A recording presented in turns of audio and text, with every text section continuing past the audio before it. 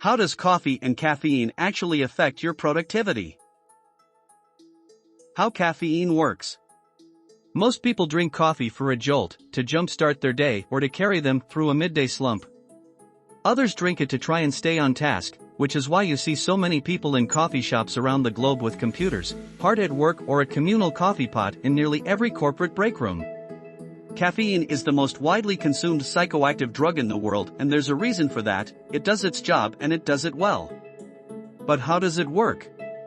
Once your adenosine levels reach a certain point, your nervous system puts you to sleep. The intake of caffeine effectively blocks adenosine intake by entering the A1 receptor but not activating it. As any coffee drinker knows, over time, your body builds up a tolerance.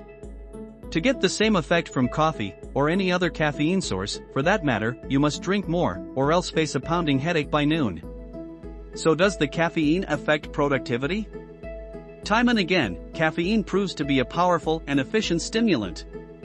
But the question of its effectiveness towards personal productivity has no concrete answer. Countless studies have shown that in small doses, caffeine can be incredibly effective, providing your body with a short boost of energy and alertness. It is also proven to, among other things, provide enhanced motor and cognitive performance, a short-term memory boost, and increased accuracy of reactions and the ability to focus attention. There's evidence that supports all of these effects. But are those proofs as powerful as we believe them to be? And, are there darker, less beneficial effects that are canceling out the benefits, without our even knowing it? Memory and cognition. The consumption of coffee is shown to improve memory and cognitive function. In fact, regular coffee drinking may even improve cognitive function overall as we age, rather than providing just a short-term boost. Tiredness, fatigue, and mood. Subjectively, most people agree that coffee also helps them feel better, especially when they wake up feeling particularly tired or fatigued. Ordinarily, feeling tired can leave you less alert and less focused, but coffee can help mitigate those effects and may also boost your physical performance. Health benefits. Coffee may also has some health benefits, which can keep us from getting sick and keep us working healthier. Sleep problems. Unfortunately, the anti-tiredness effects of caffeine also have a dangerous and obvious side effect.